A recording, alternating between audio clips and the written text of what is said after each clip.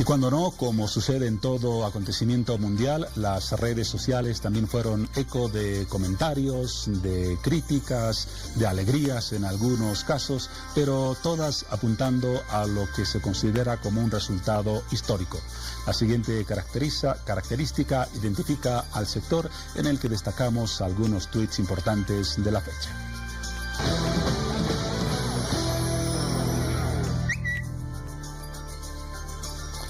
El primero corresponde a la Deutsche Welle, uno de los medios más importantes de Alemania, que dice lo siguiente: a Alemania no le bastó la camiseta ni la historia y queda fuera, dejando la imagen de un equipo agónico, desganado y carente de argumentos. Una radiografía precisa del conjunto alemán. ¿Y qué dicen los hinchas? Porque los hinchas son protagonistas no solamente en Rusia, sino en todo el mundo de lo que está sucediendo en ese torneo. Gaspar de Castilla, uno de tantos millones de hinchas en el planeta, dice lo siguiente: Alemania eliminada.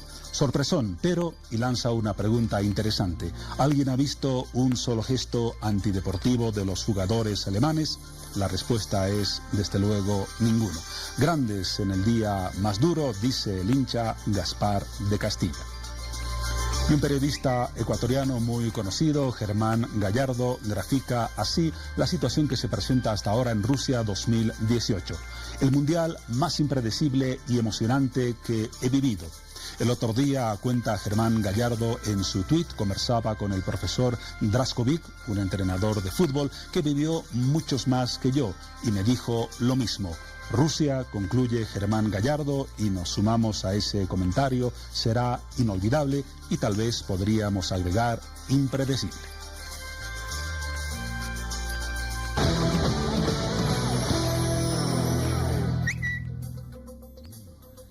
Bueno, es momento de retomar el tema de salud que desarrollamos esta noche. Hablamos de la cirrosis, una enfermedad que ataca al hígado y causa gran daño. Cuando este mal se instala, la única forma de controlarlo es seguir un estricto tratamiento.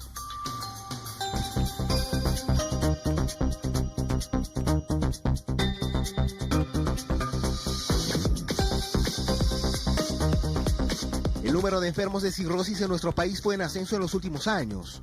Estas personas, en su gran mayoría, llegan a los centros médicos cuando la enfermedad ya habría avanzado hasta en un 90%. Considera que puede ser incluso la 7ª a 9ª causa de muerte a nivel mundial. Nosotros vemos cada vez más casos. Lastimosamente, es una enfermedad casi ya en el último estadio de una enfermedad crónica, o sea, avanzado en muchos años. Y lastimosamente acá al instituto llegan los casos de cirrosis descompensada. La causa más frecuente sería el abuso en la ingesta de bebidas alcohólicas, factor que se puede ver mucho en nuestra sociedad. La principal causa acá y en todo el mundo es el alcohol, ¿no? Emborracharse más de 12 veces por año no es normal. Entonces aquí ya hablamos de bebedores fuertes. Entonces están a un límite, al límite de que se torne en un hábito alcohólico. O sea, tener solamente ese cuidado, ¿no? No es normal emborracharse todos los fines de semana. Sin embargo, también existirían otras incidencias que llegaría a desencadenar en una cirrosis. Algunas de ellas serían la hepatitis y el sobrepeso. Este último se daría más en mujeres mayores de 50 años. La segunda causa, prácticamente tenemos dos. La esteatohepatitis no alcohólica, que está muy relacionada con el sobrepeso y obesidad. Y generalmente afecta a mujeres, muchas llegan en la edad más o menos de 50 a 60 años, ya con la descompensación de la cirrosis. Y el hígado es un órgano que no se queja, que sufre en silencio. Entonces ya llegan descompensadas. La otra causa son las hepatopatías autoinmunes. Y tenemos varias. En nuestro medio muy frecuente la colangitis biliar primaria, la hepatitis autoinmune. Y hay problemas de sobreposición entre ambas. Asimismo, ciertos tipos de virus también serían los responsables por la cirrosis. Que van a la cronicidad, como el virus B y el virus C. De la hepatitis viral, ¿no? Generalmente una persona tiene que contagiarse para el virus B y el virus C, factores de riesgo. Por medio para el virus B, la causa más frecuente de transmisión es la vía sexual. También el uso de instrumentos punzocortantes contaminados. Mucho cuidado para los jóvenes, los tatuajes, los piercings en lugares que no tienen ningún tipo de control. Y hemos visto algunos casos, por ejemplo, de hepatitis C en pacientes que vienen con el antecedente de que les han colocado inyecciones intraarticulares en las rodillas, por ejemplo, para el dolor articular, etcétera. Y tenemos ese único antecedente, entonces esa es la principal sospecha. Recordemos que el cáncer de hígado ataca en un 80% a personas con cirrosis y en un 20% a hígados sanos.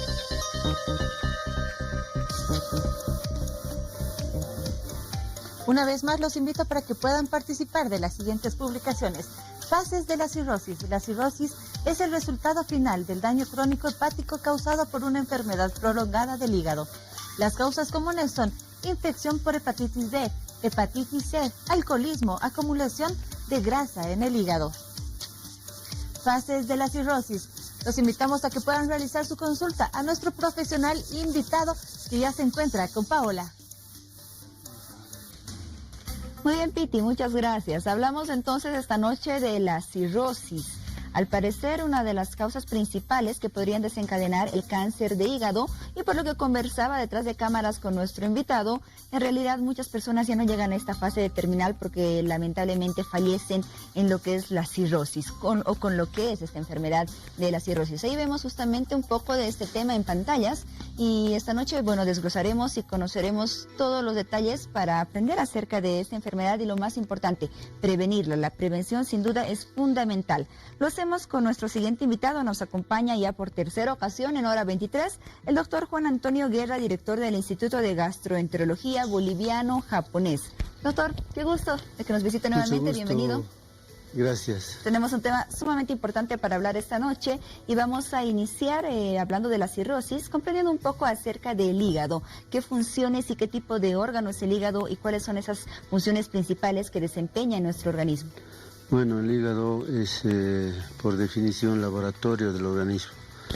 El hígado es una glándula anexa al tubo digestivo que conforma el aparato digestivo y tiene funciones múltiples en diferentes funciones, especialmente, por un lado, fabrica la bilis, que sirve para el metabolismo de los alimentos en el tubo digestivo, pero también en el hígado se producen muchas reacciones bioquímicas que van a hacer que todo el alimento, todos los fármacos, todo lo que se ingiere a través del tubo digestivo pase desde el abdomen por un sistema muy especial hacia el hígado, en donde se metabolizan todos estos productos y de ahí recién pasan a la circulación para cumplir su función.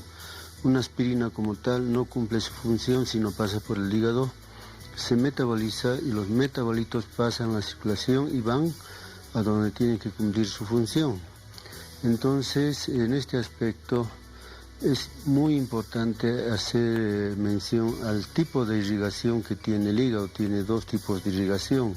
Una es la nutricia, es decir, la irrigación que le sirve al hígado para nutrirse, para vivir, para cumplir su función de nutrición propia. Y la otra irrigación es la que le lleva sangre al hígado para que cumpla su función de laboratorio.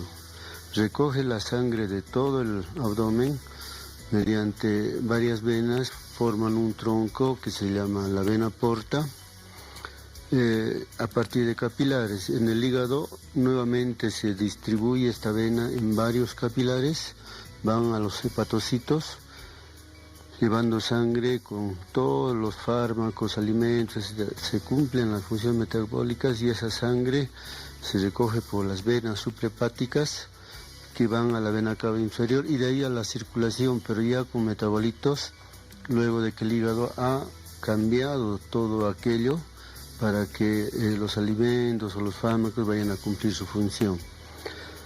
Esto es importante porque, como vamos a ver más adelante, cuando el hígado está cirrótico, está duro, está fibrosado, la vena porta no puede atravesar con la sangre por el hígado. y la irrigación venosa que tendría que pasar por el hígado busca otros caminos. Busca otros caminos y se van, por ejemplo, por las venas esofágicas, que se dilatan, se fibrosan y se pueden romper, provocando sangrados a nivel de las venas esofágicas. Ese paso de sangre ya no va por el hígado, busca otros caminos. Las venas esofágicas usted nombraba, sí. Y bueno, por la cantidad de sangre es que estas colapsan. Claro, puede colapsar, romperse, ¿no? Y como esa sangre no pasa por el hígado deja de cumplir las funciones que debe cumplir porque no tiene el sustrato que le lleva la vena porta. Mire cómo se desencadena toda esta situación. Sí, ¿cuáles son las lesiones o los principales factores, hábitos que pueden lesionar nuestro hígado? Y cuando ya se establece una lesión, ¿cómo se repara el hígado? Bueno, lamentablemente esto, como ya se ha mencionado, el hígado se enferma en forma silente, es decir, sufre en silencio agresiones, etcétera. Y cuando ya advertimos esta enfermedad, realmente es prácticamente imposible curar. El hígado ya no vuelve a ser el hígado que era antes. Entonces, muchos dicen que el hígado se autorrepara. Parcialmente, ¿no? Como todas las células del organismo, pero en un estado inicial. Los factores en nuestro medio, bueno, los factores que agregan al hígado son una infinidad. Pero ¿podríamos nombrar los más comunes? Los más comunes son el alcoholismo y las enfermedades de las hepatitis B y C, de lejos. Y esta enfermedad es importante por las connotaciones sociales, por la enfermedad misma, el tema del grupo etario en el cual se presenta esta enfermedad. Y como ya habíamos hablado del alcoholismo, es un tema social también, ¿no? Bueno. Es por eso que debemos tomar atención a este tipo de enfermedad. Lo reitero porque es importante, ya lo han mencionado también, es una enfermedad silente. Va enfermándose el hígado. O sea, queremos decir silenciosa, no presenta síntomas ni signos hasta determinado momento que, bueno, nos explicará en los próximos minutos. Exacto. Doctor, hablamos de que el hígado se lesiona, se puede reparar parcialmente, pero no porque un hígado sufre alguna lesión es que ya es un hígado cirrótico. ¿En qué momento se instala la enfermedad de la cirrosis? ¿Cómo la podríamos definir ya para introducirnos específicamente? La instalación es larga. Es larga, es una enfermedad crónica, quiere decir que lleva mucho tiempo en instalarse, años. Entonces, cuando la enfermedad ya está instalada y nosotros advertimos por algún factor esta enfermedad, quiere decir que ese hígado ha sido agredido por inflamación mucho tiempo. Un ejemplo es el de las hepatitis, ¿no? B y C. Pacientes sufren esta enfermedad y luego de algunos años recién presentan las complicaciones de esta enfermedad. Es decir, hay una palabra clave acá que es la inflamación, que va agrediendo al hígado frecuentemente por mucho tiempo y provoca que el hígado vaya reemplazando los hepatocitos, el tejido normal, por tejido fibroso. Entonces, ese hígado fibroso, esa cicatriz, ese tejido fibroso, no funciona como hígado. Se ha reemplazado el tejido normal por este tejido fibroso, entonces ya el hígado empieza a dar señales de esa enfermedad. Es por eso que los pacientes que tienen factores de riesgo deben tener cuidado en ver de que tenga el control necesario para advertir esta enfermedad en la forma más precoz posible. Bien, ahí entendemos lo que se afirma en varias fuentes de información, que la cirrosis es una respuesta a los daños constantes que recibe el hígado. Bueno, continuamos hablando del tema, doctor, y usted mencionó como enfermedades como la hepatitis B, como la hepatitis C, que podrían ser causantes de la cirrosis, el consumo excesivo de alcohol también. Las comidas grasosas, por ejemplo, ¿podrían generar que tengamos cirrosis en algún momento? Indudablemente. La dieta es un factor muy importante porque el hígado, cuando la dieta es rica en grasas, responde con una estatosis hepática. Luego el otro estadio es el hígado graso, que fácilmente puede ir a una fibrosis del hígado, que es la cirrosis. Entonces, la dieta también es otro de los factores muy importantes en esto, ¿no? Se acompaña de un síndrome llamado síndrome metabólico, pero es ese un factor. Últimamente se hace uso de un FibroScan, es un aparato tipo ecógrafo que mide el grado de fibrosis del hígado y detecta la esteatosis hepática. Entonces, hacer una campaña con este FibroScan es muy importante a los grupos de población en riesgo.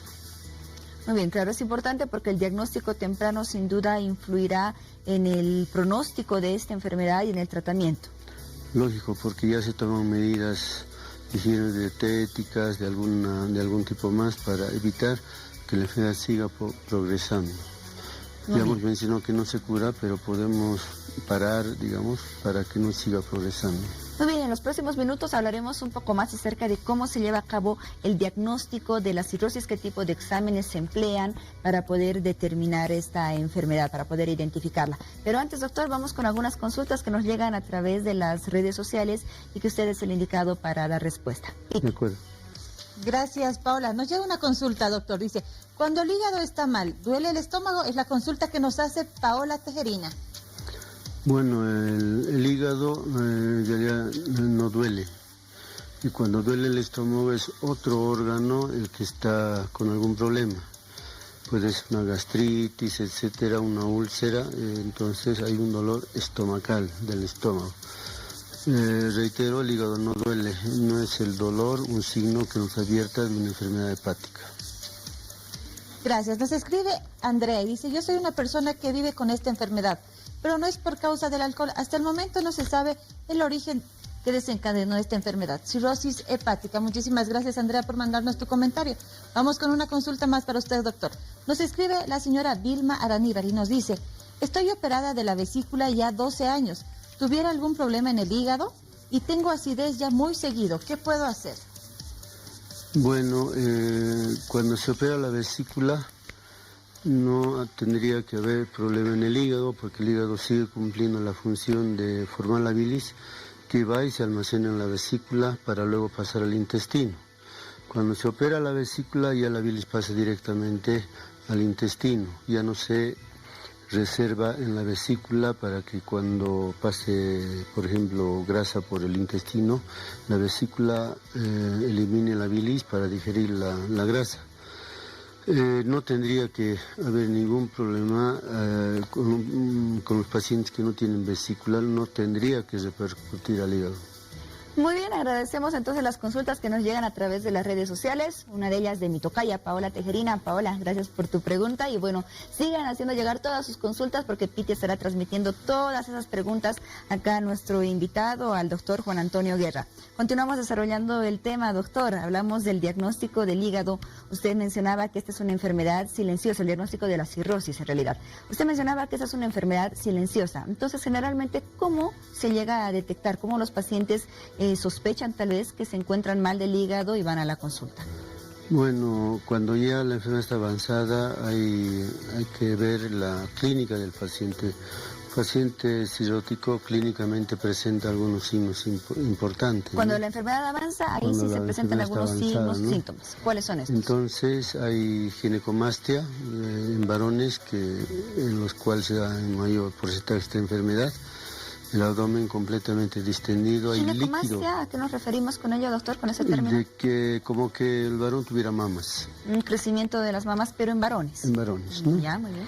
Desaparición del vello, porque el metabolismo de las hormonas se altera y las hormonas masculinas están disminuidas. Entonces los genitales son pequeños, el abdomen está completamente distendido por el líquido, la citis que está dentro del abdomen. El hígado es doloroso, pero no se lo puede palpar.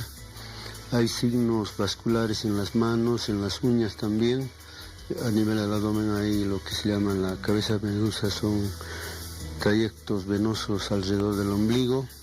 Esta clínica ya es con un paciente con esta clínica ya es muy evidente. Esto se encuentra frecuentemente, esta enfermedad, cuando se hace un estudio de ecografía, o se hace un estudio de laboratorio en donde encontramos las transaminasas hepáticas elevadas por daño celular hepático, la albúmina baja, alteraciones del sodio, que es un electrolito muy importante. Y en la ecografía ya hay signos de esteatosis hepática, incluso de cirrosis hepática, ya se hace prácticamente el diagnóstico. Entonces, generalmente el paciente no va a consultar con la idea de cirrosis, sino que cuando el gastroenterólogo hace el examen integral del paciente, se encuentra con que ya tenemos. Hay pacientes, por ejemplo, los que son alcohólicos, que se espera que en algún momento tengan la enfermedad, ¿no? Pero en los otros casos, por ejemplo, en las hepatitis hay que hacer los controles de ecografía, laboratorio, para encontrar la enfermedad en sus inicios, ¿no? De manera de que esto prácticamente es un hallazgo en la consulta médica. Muy bien, una vez diagnosticada esta enfermedad, doctor, ¿la cirrosis tiene cura? Bueno, se puede controlar de manera de que no progrese, ¿no? Sacando del medio los factores que están incidiendo en esta enfermedad. El ejemplo más clásico es que el paciente deje de beber, ¿no? Y tomar algunas otras medidas como para ir controlando esta situación. Y tendríamos que hablar también luego de las complicaciones de esta enfermedad. Y para no llegar a las complicaciones que son mayores, tenemos que hacer el manejo del paciente para que no lleguen donde nosotros. El Instituto de Gastroenterología Boliviano-Japonés recibe pacientes que tienen la enfermedad avanzada. Somos un hospital de tercer nivel de la especialidad. Resolutivo. El paciente generalmente va a un primer nivel, un segundo nivel, de los cuales son transferidos, pero ya con complicaciones. Entonces, el manejo de los médicos en los primeros y segundos niveles es muy importante. Muy bien, antes de pasar a las complicaciones de la cirrosis, doctor, específicamente, ¿qué consiste el tratamiento de esta enfermedad? Más allá de eliminar el factor causante, por ejemplo, consumo de bebidas alcohólicas o consumo de comida grasosa y demás, ¿existe algún tratamiento farmacológico con medicamentos, por ejemplo? Sí, hay tratamientos que se establecen de acuerdo a la progresión de la enfermedad, que se establecen más o menos 5 niveles. Paciente que no tiene muchas repercusiones, pacientes con ascitis, pacientes con la acidosis establecida, pacientes con varices esofágicas, pacientes que ya tienen varices esofágicas, tienen cirrosis, tienen ascitis, y en la última etapa, pacientes con varices esofágicas con riesgo de sangrado. De manera que se van estableciendo en esos niveles. Inicialmente se pueden hacer uso de corticoides, luego control de la función renal, ver que el paciente tenga una adecuada función renal para ir previniendo las complicaciones. ¿Estos medicamentos se toman de por vida? Las medidas higiénico-dietéticas en cuanto a la dieta son importantes y se reservan fármacos importantes en las etapas donde el paciente ya presenta complicaciones. Muy bien, ¿en qué momento se habla de un trasplante, doctor? En una etapa final, cuando el paciente ya tiene establecida que la función hepática ya está completamente deteriorada, es una medida de salvataje en la última instancia de la enfermedad, cuando ya la función renal, de la función del hígado, ya no está cumpliendo con los objetivos que tiene esta glándula. Entonces el paciente ya entra en un programa de trasplante hepático con cierto tipo de antelación. Entra al programa y en un estadio 3 y 4 de la enfermedad, de los 5 que hemos mencionado, mediante consensos que se hacen de manera internacional. Lamentablemente en Bolivia están haciendo el trasplante hepático en pocas ciudades. Santa Cruz, sí se realiza el trasplante hepático en Bolivia, pero en pocos departamentos. ¿Cuáles departamentos, por ejemplo, doctor? Con toda certeza en Santa Cruz y en Sucre. En Santa Cruz y en Sucre. ¿En algunos otros países de Sudamérica donde se realizan esos trasplantes? En Sudamérica, en todos los países, en Europa, en todos los países.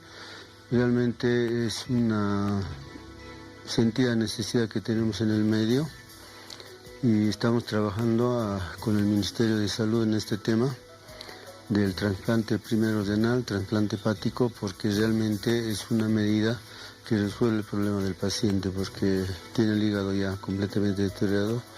El trasplante, como en el caso del riñón, el corazón, viene a reemplazar la función de un órgano que ya no funciona. Muy bien, cuando hablamos de trasplantes, de por sí nos suponemos que ese tratamiento es costoso. En Bolivia, por ejemplo, doctor, se lleva a cabo en Santa Cruz, en Sucre, usted mencionaba, ¿alrededor de cuánto puede costar un trasplante? Bueno, aparte del problema económico, tenemos el problema del donante, ¿no? Pero toda la estrategia técnica quirúrgica está establecida más o menos entre 20 y 30 mil dólares. 20 a 30 mil dólares. Muy bien, estaremos hablando en los próximos minutos de las complicaciones de la cirrosis. Decíamos que muchas personas que tienen esta enfermedad desencadenan en lo que es el cáncer de hígado. Pero antes, continuamos respondiendo algunas preguntas, doctor, que nos llegan a través de las redes sociales. Titi, de nuevo contigo. Gracias, Paula. Nos escribe Margarita, doctor, y nos dice, cuando la persona ya tiene como 20 años bebiendo cada fin de semana, ¿cuán profundo sería el daño al hígado? Bueno, hay personas que metabolizan de alguna manera más o menos el alcohol, pero no es un término fijo. Una persona puede beber toda su vida y morir de otra cosa, y otras personas que beben 2, 3 años ya pueden tener problemas hepáticos.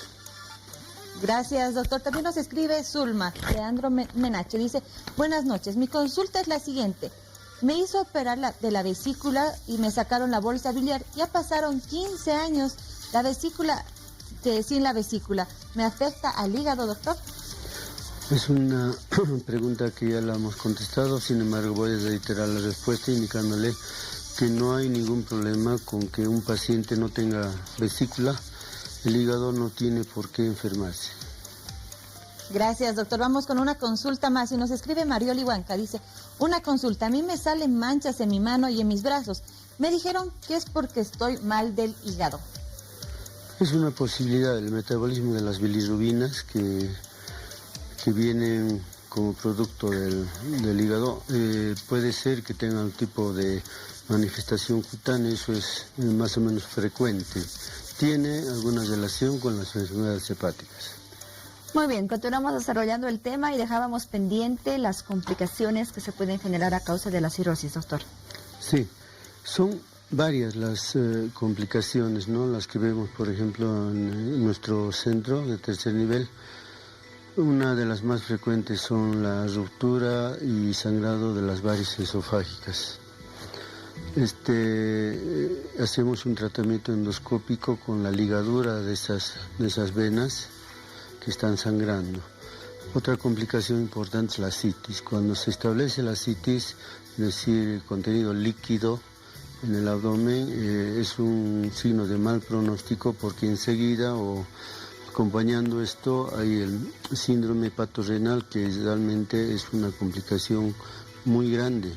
Ya se ve incluido ahí no solamente el hígado, también los riñones. Sí, van afectando sistémicamente a todo el organismo, ¿no? Y esta citis también se puede contaminar, provocando lo que nosotros llamamos peritonitis bacteriana espontánea.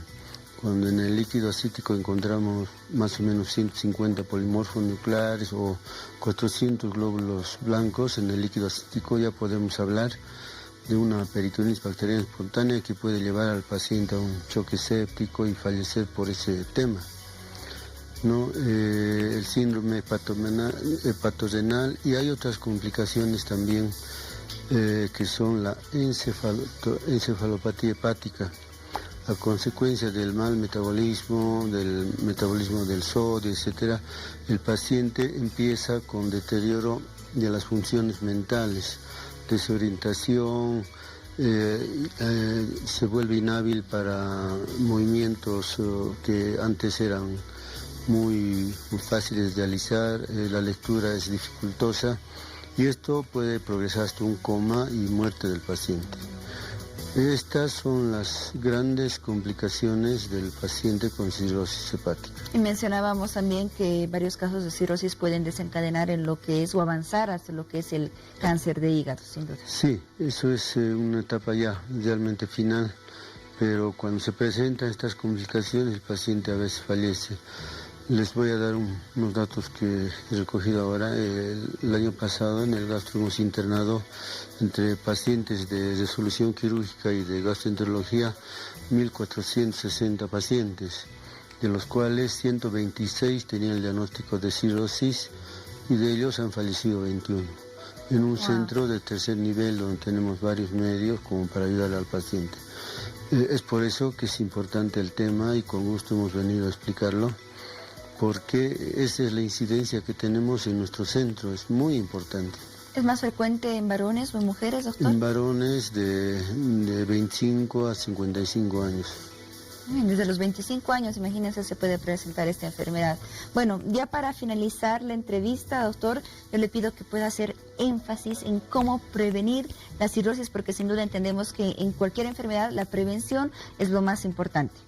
Sí, lo que podemos hacer fuera de un hospital, fuera de una clínica o un consultorio, son disminuir el consumo de alcohol y tener mucho cuidado con la dieta rica en grasas. ¿Cuándo se considera ya un consumo excesivo de alcohol? ¿Con qué Cuando frecuencia podemos uno considerar bebe 4 copas al día o se emborracha unas 4 o 6 veces al año. Entonces, en nuestro medio muchos excedemos ese límite, ¿no es cierto?, frecuentemente. Y ese dato es importante. Sin duda. El consumo excesivo de comidas grasosas, por ejemplo, podríamos hablar un poco de la frecuencia. No tanto, no mucho, depende del medio. En La Paz, por ejemplo, hay comidas ricas en grasa que son de consumo frecuente, el chicharrón, el fricasé, en Cochabamba, en todos lados, ¿no? Son la base prácticamente de nuestra dieta, entonces se puede prevenir esos aspectos que son los principales, ¿no? Y si un paciente ha tenido hepatitis, hacerse los controles periódicamente luego que ha transcurrido esa enfermedad. Muy bien, hacer los controles periódicos es importante, no consumir de manera excesiva bebidas alcohólicas, además mantener un peso saludable, porque la cantidad excesiva de grasa en el cuerpo también puede dañar el hígado. Ya hablaba usted de la hepatitis C, de la hepatitis B, reducir el riesgo de contraer estas enfermedades, a veces con los tatuajes, con los piercings, al compartir algunas agujas o al tener relaciones sexuales sin protección, se podría generar también el contagio de estas enfermedades. Exacto.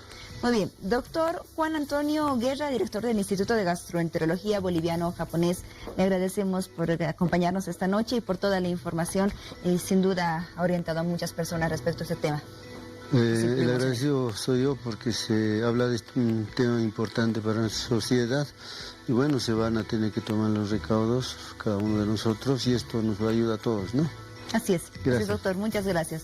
Muy bien, nos vamos a una pausa y ya volvemos con más de Hora 23. Espérenos.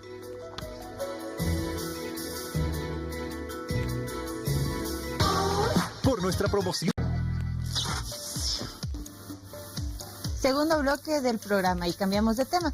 Hablaremos de descuento a médicos por paro de labores. Y esta es la publicación donde ustedes pueden participar.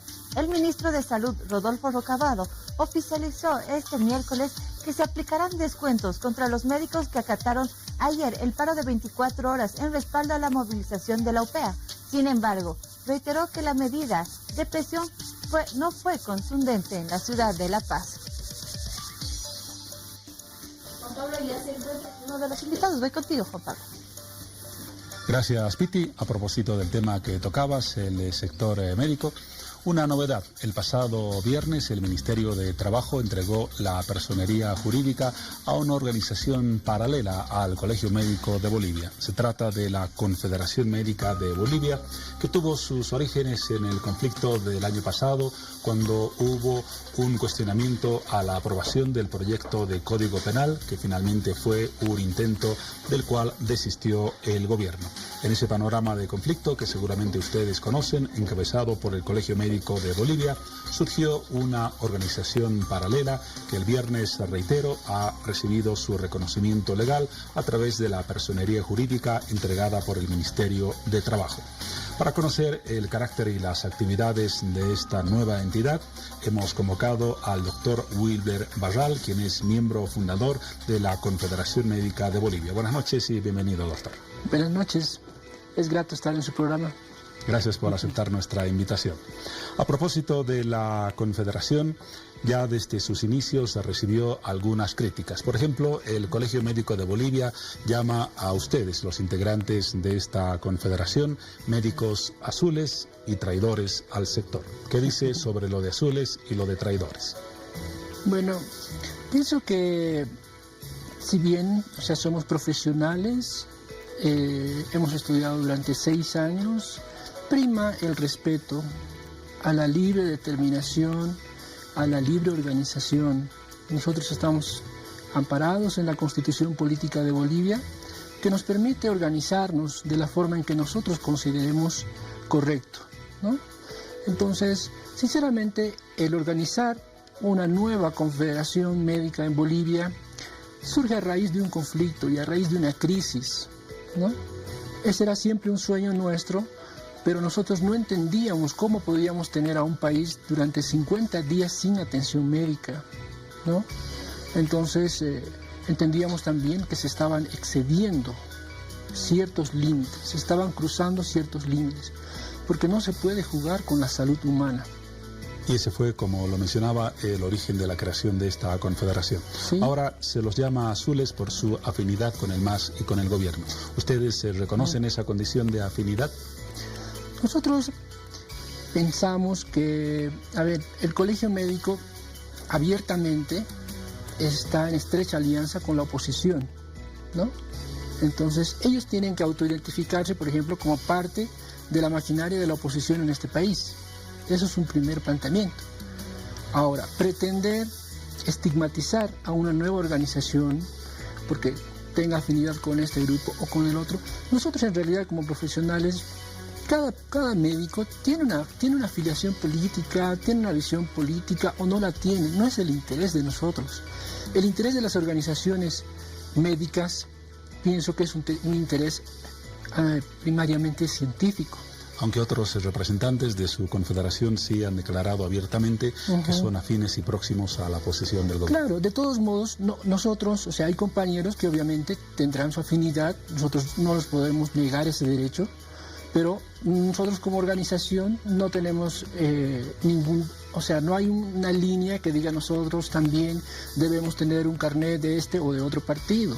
Entonces, aparte yo pienso que nos estamos saliendo del foco.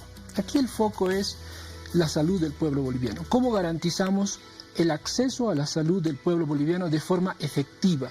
No solamente con discursos, porque si bien ellos tienen su discurso, también nosotros tenemos el nuestro, pero aquí son resultados. Antes de hablar de los planteamientos específicos del sector, por ejemplo, y a propósito de la perspectiva política de la Confederación, en su caso, ¿usted está de acuerdo con la reelección del presidente Morales o no está de acuerdo? Bueno, pienso que esa es una pregunta que quizás se pudiera tomar más a título personal, ¿no? En este caso la invitación obedece a una organización, entonces no correspondería que yo responda a esa pregunta, ¿no? No pero sí tiene una posición personal. Claro que sí. Yo tengo una posición, yo entiendo, por ejemplo, que si un país está desarrollándose, está yendo por el camino del desarrollo, yo como ciudadano boliviano, primero como ciudadano, después como profesional, no puedo hacer otra cosa que apoyar cuando un país está desarrollando, ¿no? Entonces, esa es mi posición individual. Esa nos da una respuesta. Ahora, ¿por qué era necesario dividir al sector médico? Ocurre, por ejemplo, en el caso de la Central Obrera Boliviana, que hay una alternancia de direcciones políticas en su comité ejecutivo. Algunas veces ha estado comandada por el Partido Obrero Revolucionario, en otras por el Partido Comunista de Bolivia, en otras por el MIR, actualmente está dirigida por simpatizantes del MAS. ¿Por qué los médicos que usted representa actualmente no formaban una fórmula y postulaban a la dirección del Colegio Médico de Bolivia antes que dividir al sector? Bueno, la respuesta es sencilla. Nosotros lo hemos intentado. ¿Han participado en alguna Créame que nosotros lo hemos intentado. Nosotros hemos entrado al Colegio Médico, hemos ido a las reuniones, no se nos ha hecho partícipe de nada. Han votado a empujones y a patadas a miembros o a compañeros nuestros de las reuniones del colegio médico. Pasamos en eso cerca de 10 años, intentando sumarnos al colegio médico, intentando buscar fórmulas que nos beneficien a todos. No lo conseguimos. Una cosa con la que nosotros estamos en desacuerdo plenamente es con que las direcciones, por ejemplo, del colegio médico son la misma gente todo el tiempo. El doctor Larrea, el doctor Virués, el doctor... Son las mismas personas, eso es un intercambio de roles. Un día son responsables del sindicato, el otro día son responsables del colegio médico, al otro día son presidentes nacionales y son las mismas personas. ¿Por qué no permiten que las nuevas generaciones de médicos graduados aquí en Bolivia o graduados en cualquier otro país, porque no es ningún delito salir del país a prepararse, a formarse y a conocer otra cultura que a su vez nos enriquece más? ¿Por qué estigmatizar, por ejemplo, la medicina de Cuba? Porque si Cuba ha logrado grandes desarrollos en el ámbito de la salud y eso lo reconoce hasta el propio Estados Unidos. Cumpliendo un principio democrático, ustedes llegaron a presentar una fórmula y participar en alguna elección del Colegio Médico de Bolivia o de algún colegio departamental. No se nos permite, o sea, se bloquea totalmente la entrada. En realidad no es solo con nosotros, es también con la mayor parte de los miembros jóvenes del Colegio Médico. ¿La división no perjudica al sector en vez de fortalecerlo? Nosotros no hablamos de división, tampoco pensamos en que... por ejemplo, le explico o le comento, quizás es de conocimiento suyo, en muchos países de Latinoamérica, incluido en Estados Unidos, no hay una sola asociación médica, existen más de una, existen 2, existen 3, ¿no? Entonces, yo creo honestamente, y soy 100% sincero, al decirle que el debate, las diferencias nos llevan al desarrollo, ¿no? Nosotros tenemos 50 años con el colegio médico y no hemos avanzado en salud, con diferentes gobiernos, porque el colegio médico siempre ha estado. ¿Es responsabilidad del colegio médico o de los gobiernos del Estado de la salud? Es una parte, el colegio médico tiene una gran parte de responsabilidad de todos los problemas en salud que están sucediendo ahora. Aunque no define las políticas de salud en el país. Pero bueno, según decretos, ellos tenían prácticamente el monopolio de la salud en el país, ¿no? ¿En qué sentido monopolio? O sea, me refiero, por ejemplo, en que no se podía crear ninguna otra organización más que no fueran ellos. Y la única entidad que representaba a los médicos en este país eran ellos. ¿Entiende? Ahora eso ocurre con los arquitectos, los ingenieros, la mayor parte de los colegios profesionales. Nosotros no lo vemos mal. O sea, ¿en qué estaría mal, digamos, tener otra organización, tener 2, tener 3 o tener 4? Si el objetivo es avanzar. Porque si el colegio médico a nosotros nos hubiera estado reportando resultados, nosotros no tendríamos necesidad de crear ninguno. Ya le he mencionado que hace 10 años nosotros estamos intentando desde el interior del colegio médico tratar de transformar, pero lastimosamente no se nos permite. ¿Qué podemos hacer? O sea, no podemos quedarnos cruzados de manos y pies y no hacer nada. No hacer nada no puede ser una respuesta en este país a estas alturas. Entonces sí, nosotros consideramos que sí. Si esto tiene que pasar porque creemos otra organización y porque se busque un equilibrio en el ámbito de la salud, bueno, lo haremos y de hecho lo hemos hecho ya. Entonces, en realidad, quiero que también perciba usted y su teleaudiencia que lo que más nosotros estamos buscando no son protagonismos personales, porque usted sabe cómo son estos cargos que son temporales. Lo que nosotros estamos buscando políticas, estamos buscando transformación en salud, estamos buscando también volcar nuestros conocimientos, los que hemos adquirido en beneficio del pueblo boliviano y que se nos permita participar en las políticas de salud que se están tomando en el país y que podamos ser miembros activos de esas transformaciones, que se nos permita a las nuevas generaciones tener un rol protagónico a la hora de transformar. ¿Cuántos integrantes tiene hasta la fecha la Confederación Médica de Bolivia? Y me mencionará la cantidad, ¿cuál es la relación o la diferencia con la que tiene como inscritos, por ejemplo, el Colegio Médico de Bolivia? Bueno, inicialmente cuando se hizo el Congreso Fundacional, nosotros empezamos con 5.000 médicos. ¿Ya? ¿En todo el país? En todo el país, ¿ya? ¿El Colegio Médico de Bolivia cuántos tendrá? El Colegio Médico de Bolivia tendrá, no podría darle la cifra exacta, porque esos números los manejan directamente ellos, ¿no? Pero sí podría decirle que tienen un número mayor, son quizás 3 veces más que nosotros. Pero bueno, esto pienso que no se trata de números, ¿no? Se trata de ideas. Ahora, la Confederación Médica de Bolivia no ha tenido una movilización o una convocatoria, alguna actividad que tenga la misma resonancia de las movilizaciones o las convocatorias que realiza, por ejemplo, el Colegio Médico de Bolivia. Claro. Allí se nota un desequilibrio evidente. Sí, porque en realidad nosotros no nos vamos a movilizar para hacer ningún paro médico, porque nosotros somos antiparo. A nosotros no nos gustan los paros médicos.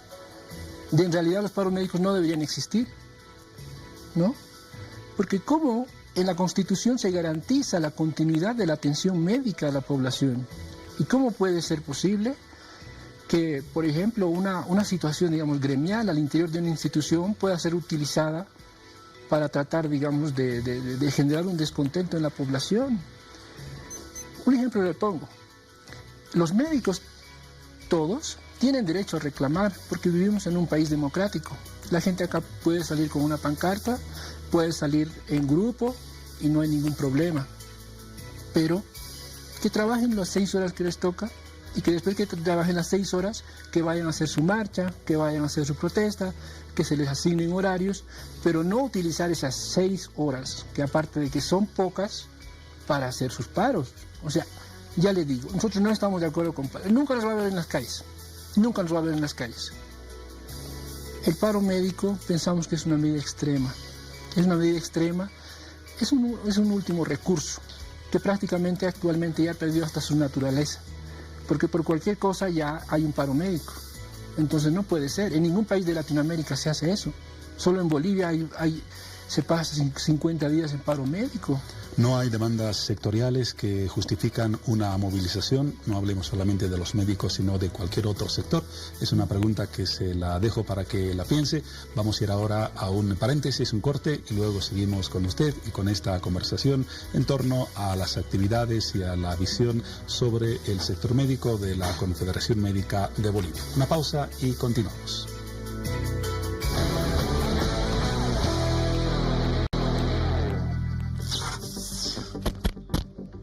Muy bien, es momento de conocer las noticias más destacadas de esta jornada. Ponga atención, son las siguientes. Este miércoles, la marcha de universitarios, docentes y administrativos de la Universidad Pública del Alto llegó hasta la localidad de Ventilla, en el ingreso a El Alto. Asimismo, manifestantes tienen previsto llegar este jueves a La Paz. Por su parte, el Comité de Movilización convocó a la comunidad universitaria a recibir a los marchistas y reforzar la columna. Por otra parte, la alcaldesa del Alto, Soledad Chapetón, se querelló este miércoles contra 3 supuestos funcionarios del Ministerio de Culturas y Turismo, a quienes acusó de distribuir panfletos que los considera difamatorios. Esto ocurrió a un día de asistir a una audiencia cautelar por un caso relativo a la venta de un predio municipal, en el cual el Viceministerio de Transparencia y Lucha contra la Corrupción pidió su detención preventiva. Para finalizar, la Comisión Especial Mixta que investiga el caso Odebrecht Lava Jato convocó a los expresidentes Carlos Mesa y Eduardo Rodríguez en una lista de 22 personas para declarar sobre el proceso de adjudicación de la carretera Roboré El Carmen, donde supuestamente hubo sobornos a servidores públicos. Por su parte, la presidenta de la comisión, Susana Rivero, sostuvo que en el caso de los exmandatarios se pretende mandar un cuestionario por la jerarquía y la investidura que representan.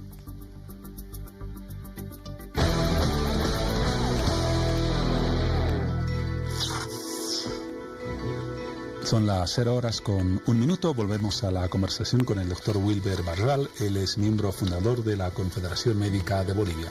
Le anticipaba una pregunta, doctor, ahora seguramente ya tiene la respuesta. Ustedes dicen ninguna movilización, ninguna medida de presión, ningún paro. ¿Alguna reivindicación sectorial no justifica, si esta estuviera bien respaldada, alguna actitud de este tipo? No, claro. O sea, habíamos hablado anteriormente de que la gente tiene derecho a reclamar. O sea, por ejemplo, en el caso de los médicos, si amerita un paro médico, ¿en qué situación?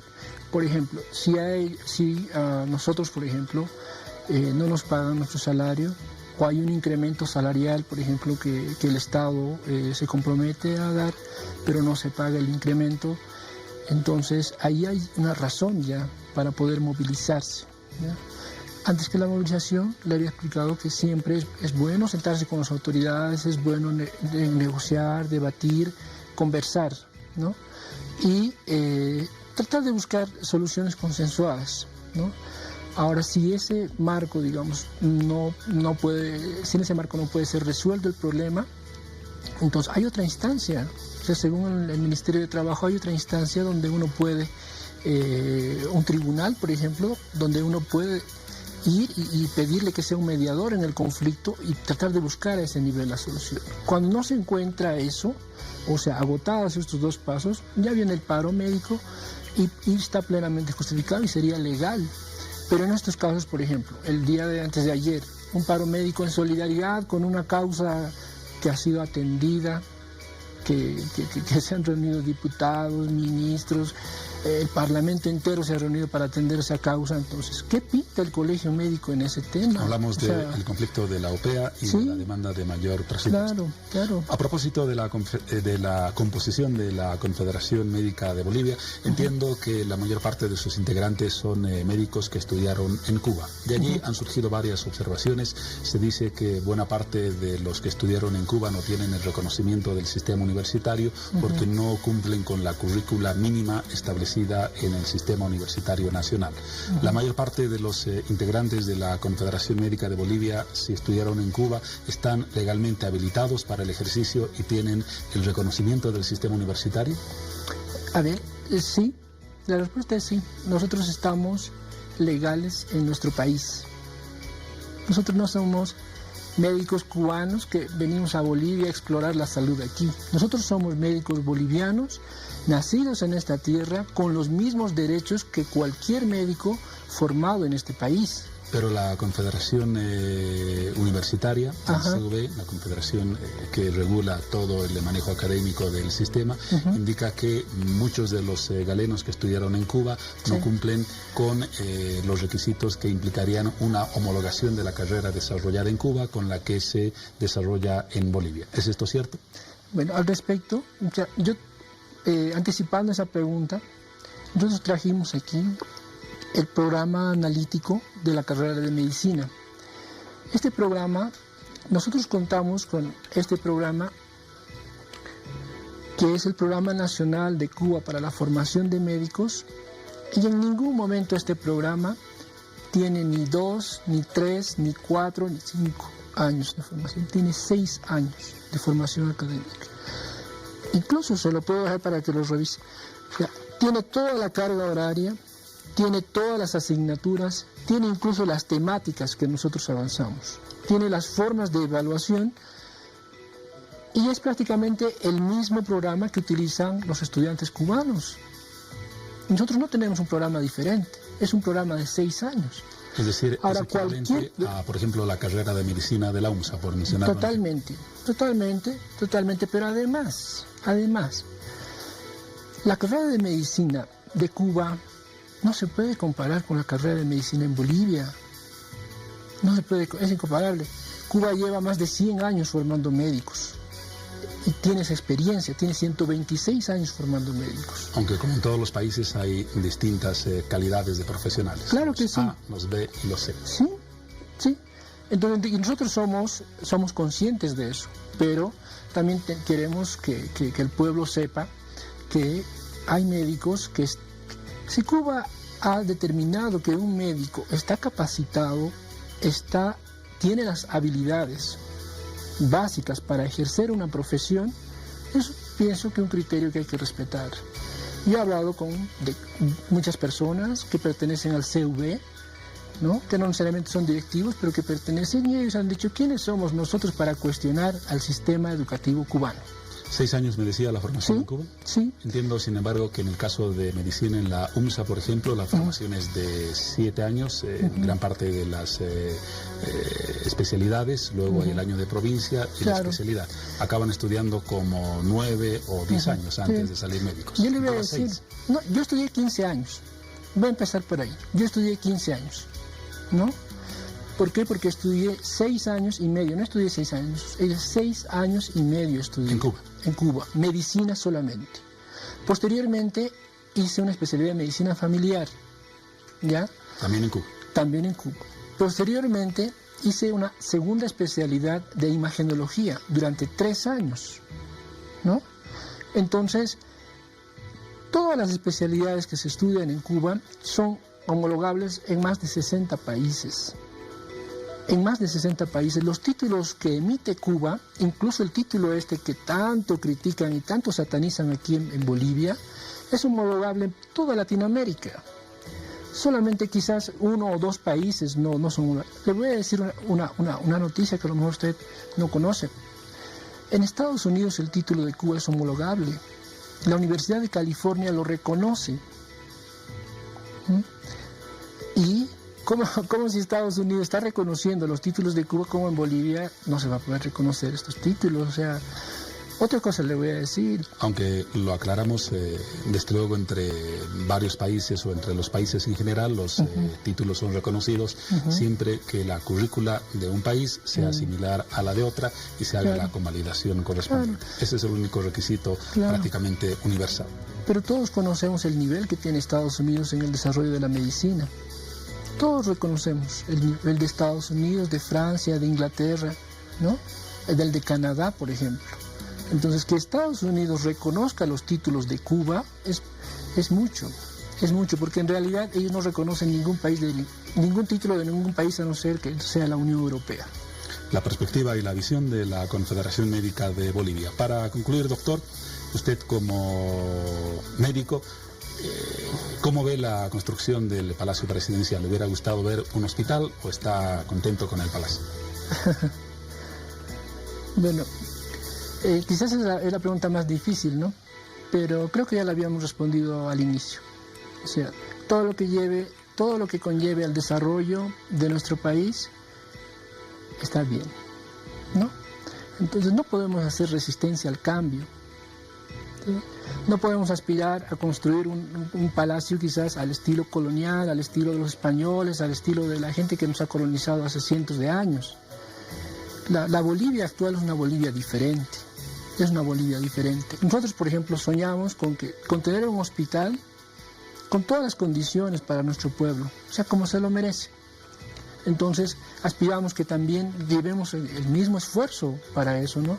Y de hecho, quizás es un sueño que ya está casi cumplido, porque hay un proyecto de 46 hospitales, donde 4 de ellos son de cuarto nivel, y donde las inversiones son millonarias. Y cuando esos hospitales empiecen a funcionar, usted se va a dar cuenta que van a dejar al palacio atrás. Doctor Wilder Barral, miembro fundador de la Confederación Médica de Bolivia. Gracias por su visita y por habernos permitido conocer la visión profesional, sectorial y ahora gremial de esta nueva institución que seguramente dará más que hablar en el futuro. Gracias a usted por la invitación y ha sido bueno estar aquí. Me alegro que se haya sentido bien. Vamos ahora a un corte tras finalizar este tema. Luego abordamos otro de los temas que anunciamos al principio de hora 23.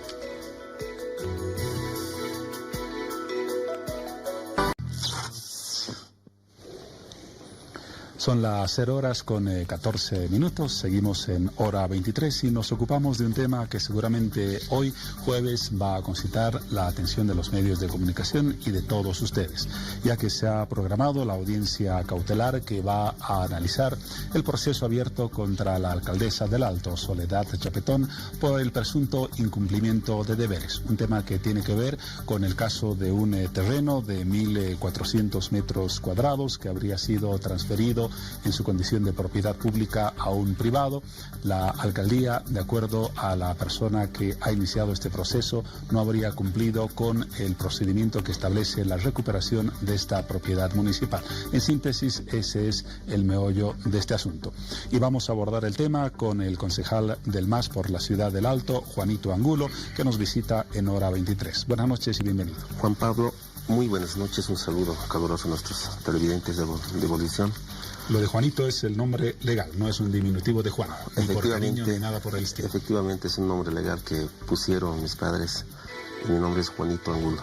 Muy bien, bienvenido entonces. Gracias. A propósito del tema que mencionaba, la alcaldesa ha explicado en varias oportunidades, más adelante vamos a recordar sus argumentos, que el proceso abierto en su contra no tendría una base sólida en la cual sustentarse, porque ella más bien a lo largo de más de 20 años, 27 en realidad, habría dejado en suspenso la resolución del tema y durante varias gestiones municipales no se habría hecho nada para recuperar esa propiedad municipal, argumentando que ella sí en su gestión hizo esta gestión o este intento de recuperar esa propiedad municipal. Si ese fuera el panorama, ¿de qué se la está acusando? Bueno, Juan Pablo, para empezar, el municipio, la ciudad del Alto, hoy carece de una autoridad municipal, carece de capacidad administrativa para dar la respuesta a las diferentes necesidades que tiene la urbe alteña. Es decir, no hay obras, no hay proyectos, no hay programas, obras que están abandonadas, obras a media ejecución, y encima tiene procesos de denuncias de corrupción, de denuncias de nepotismo, y esto último, denuncias de no haber protegido una propiedad municipal que está registrado o de acuerdo a la ordenanza municipal 138 quebrada 2003, en su gestión del alcalde Pepe Lucho Paredes, establece esa área, ese terreno que está ubicado en el distrito municipal 4, zona Río Seco, Yunguyo, ¿no? 1.507 metros cuadrados. Para ser exacto. Para ser exacto, ¿no? Entonces, con esta resolución, Juan Pablo, del año 2003. 138 es de 2003. De 2003 se declara, se restituye y se ratifica como propiedad municipal. Ante esta situación, la alcaldesa en 2016, el 1 de junio, emite resolución administrativa municipal 35 quebrado 2016. ¿Qué establece esta norma? Bueno, para seguir continuando. Y esta resolución lo firma la alcaldesa Soledad Chapetón, ¿no? Y esta resolución establece la rezonificación de esa zona que mencioné. Donde se encuentra el terreno en cuestión. Donde se encuentra y actualmente está funcionando la gasolinera Señor de Mayo, ¿no? Entonces, ¿esa rezonificación ratifica la condición de predio privado o qué implicaciones tiene? La rezonificación es el levantamiento técnico, topográfico, de todas las áreas verdes o áreas de equipamiento que son a nombre del gobierno municipal. Y en esta rezonificación la alcaldesa excluye, no considera como área de equipamiento cuando la resolución o la ordenanza municipal 138 establece como área de equipamiento. Es más todavía, excluye ese espacio que no ingresaría al área de equipamiento. Entonces, le preguntamos a la alcaldesa, ¿por qué excluyó? Evidentemente hay en curso un proceso en vía civil, un proceso ordinario de hace 27 años. 1991, exalcalde Aramayo transfiere de manera arbitraria. Antes de esa transferencia, ese bien estaba siempre a nombre del gobierno municipal. Una vez que entra alcalde Pepe Lucho Paredes, constata que esa área está en manos de privados, hace proceso de nulidad y a la vez emite esa resolución que te mostré, 138, y estableciendo, restituyendo ese bien inmueble a nombre del gobierno municipal. Y a causa de esto, de esa resolución que emite la alcaldesa en 2016, bueno, prosigue el trámite de regularización del derecho propietario de ese espacio a nombre de una persona privada. Tiene plano catastral, es decir, concluye su trámite de derecho propietario. Y con la alcaldesa Soledad Chapetón, bueno, ha habido reclamos también de los vecinos del distrito de haber emitido esa resolución. Emite otra resolución, junio de 2016 la primera resolución y septiembre del mismo año emite otra resolución. La resolución municipal 067 quebrada 2016 y abroga la resolución anterior. ¿Y por qué abroga? Y ella misma considera en sus considerandos la resolución la ordenanza municipal 38 queda vigente. Se da cuenta que está vigente, se da cuenta que está a nombre del gobierno municipal ese espacio municipal, bueno, abroga y deja sin efecto. Entonces, ¿cuál es el delito? En síntesis. El delito es que no protege, no resguarda esa propiedad municipal como primera autoridad municipal, como primera servidora pública del municipio del Alto, está en la obligación de proteger. Si bien es que el proceso está en otra vía, y eso no se toca en este proceso, no menciona el que denuncia es de su mismo partido político, Rafael Quispe. Entonces, no refiere al anterior proceso, refiere a esa resolución que emitió la alcaldesa, a esas dos resoluciones, uno que no considera y el segundo que deja sin efecto la misma resolución. Haya dejado o no haya dejado, pero existe de que la alcaldesa ha tenido la intención, esa intención de haber favorecido a esa tercera persona de ese bien en este momento que está de una persona particular, cuando eso es un bien público del gobierno municipal. Esos son los antecedentes del tema en la interpretación de la bancada del MAS. ¿Qué tal si vemos ahora la declaración de la alcaldesa Soledad Chapetón, que estuvo hace un par de semanas, si no me equivoco, en hora 23? Hemos rescatado un fragmento de la entrevista para conocer también su argumentación respecto al tema que estamos tratando. Recordamos entonces un fragmento de esa entrevista. ¿Qué pasó con ese terreno para que actualmente sea motivo de este litigio? Sí, como ustedes lo han especificado bien y lo hemos venido en realidad nosotros informando durante estos últimos días, hay una denuncia que explícitamente dice y se me acusa, y por eso van al órgano, a la institución, a la jurisdicción penal, me inculpan de haber generado una transferencia de un terreno público a un privado. Este procedimiento se lo ha realizado en el mes de noviembre de 1991 a través de una minuta de transferencia cuando el alcalde de la ciudad del Alto era don Miguel Aramayo Esquivel. Ese procedimiento ha tenido muchos sucesos posteriores. El año 2004 inician un proceso civil, hacen una denuncia de un proceso civil para anular una minuta de propiedad que beneficia justamente al ciudadano Clemente Hilari. Entre paréntesis, estamos hablando de un terreno, entiendo, de 1.400 metros cuadrados. No tengo en este momento en mente el tamaño exacto, pero es más de 1.000 metros, ¿no? Ciertamente y efectivamente se ha iniciado, reitero, este procedimiento, pero ha suscitado muchos momentos igual dentro del proceso. Son prácticamente 12 años que no se ha podido mover, no se ha podido sacar una conclusión. Nosotros hemos encontrado este documento prácticamente archivado, parado. Y lo que más bien, contraria a la denuncia, lo que nosotros hemos hecho es reencaminar este proceso y hoy día pues darle impulso al mismo. Tenemos una aceptación a una rectificación que el gobierno municipal ha hecho de la denuncia que en ese entonces se había presentado porque ha quedado observada por el juez y hoy día está plenamente aceptada y vigente en lo que significa el Juzgado Público Civil y Comercial primero de la Ciudad del Alto, donde se está ventilando este proceso, como por ejemplo esta es una carpeta resumen de la última parte del procedimiento de estos últimos 3 meses, en la que titula Gobierno Municipal del Alto contra Clemente Hilari Mamani. Y hay varios memoriales en los que más bien nosotros, o mi persona como alcaldesa municipal del Alto y como representante legal del municipio alteño, soy la que estoy llevando adelante este procedimiento, este proceso. Esos son los argumentos y el punto de vista de la alcaldesa Soledad Chapetón planteados en hora 23.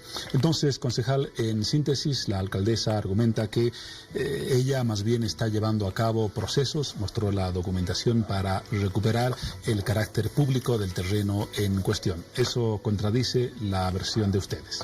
Bueno, totalmente es falso, se refiere a otro proceso, te decía, un proceso que está en curso en vía civil. Eso tiene que continuar. Además, la alcaldesa, como primera autoridad, asume toda la responsabilidad de que ese proceso que se ha iniciado, no se ha iniciado, la transferencia evidentemente se ha iniciado en 91. 2003, bueno, se inicia el proceso legal de nulidad de esa escritura pública de transferencia. De hecho, toda propiedad municipal o toda propiedad del Estado es de carácter intransferible. Entonces, obviamente, las anteriores autoridades posiblemente no han dado el seguimiento correspondiente, pero ahora la alcaldesa en estos 3 años, ¿qué ha pasado? Lo preguntamos si hablamos de ese tema. En 3 años, ¿por qué no pude recuperar? Entiendo de que después de haber presentado la denuncia, Rafael Quispe recién se apersona, recién está desarchivando para dar curso a lo que es la continuación de este proceso, que tiene que llegar a su fin con una sentencia. Pero que valga la aclaración, Juan Pablo, de que no es por ese caso que le está denunciando de su mismo partido Rafael Quispe. Está denunciando, si bien es que está en litigio ese bien, pero la alcaldesa está favoreciendo. Es una prueba más para este caso el supuesto titular de ese gasolinera que hoy está funcionando, para demostrar ante la autoridad competente de que yo sé proceso, porque además la alcaldesa no considera como bien público. Entonces, ese es el hecho, y además la normativa es bien clara. Cualquier autoridad en ejercicio de sus funciones cometiera o omitiera una acción, entonces es responsable. Entonces, en ese aspecto, bueno, queremos descartar por otra parte también totalmente la alcaldesa manifiesta de que está promoviendo el movimiento al socialismo, está detrás de este caso el movimiento al socialismo. Falso. El que denunció es de su mismo partido político, y además se han adherido otros denunciantes, un concejal del mismo partido de Unidad Nacional. Entonces, que no confunda, estamos en el Alto, los vecinos conocen que la alcaldesa siempre ha mentido. Hoy miente, por ejemplo, miente indicando de que ese espacio, esa gasolinera, es justamente donde hemos tenido problema en 2003, donde requiere, pero no es ese lugar, es otro el espacio. A propósito de lo que menciona, el caso del diputado Rafael Quispe, que evidentemente pertenece a las filas de la oposición y que curiosamente es el que impulsó el proceso, él ha anunciado que va a desistir de esta medida porque entiende que el proceso abierto en la vía judicial está siendo utilizado políticamente por el MAS para perjudicar la figura de Soledad Chapetón. No habría ya denunciante en este caso. Bueno, de hecho, el hecho es por una denuncia de orden público, de incumplimiento de deberes, uso indebido de un bien público favoreciendo a un tercero. Así se retiraron o no se retiraron, abandonaron o abandonar el Rafael Quispe. Bueno, este proceso tiene que continuar, porque tenemos que precautelar ese bien público, ¿no? Y en ese aspecto no solamente es responsable los servidores públicos, son responsables el Ministerio Público, son responsables el Viceministerio de Transparencia, de Lucha contra la Corrupción y otras instituciones. Bueno, sabemos que es de su mismo bando, de su mismo partido político, seguramente le han dado un buen premio, o no sé qué habrá pasado, porque si bien es que estás denunciando y conoces un hecho, después dices, bueno, este es un político, me retiro. No es así.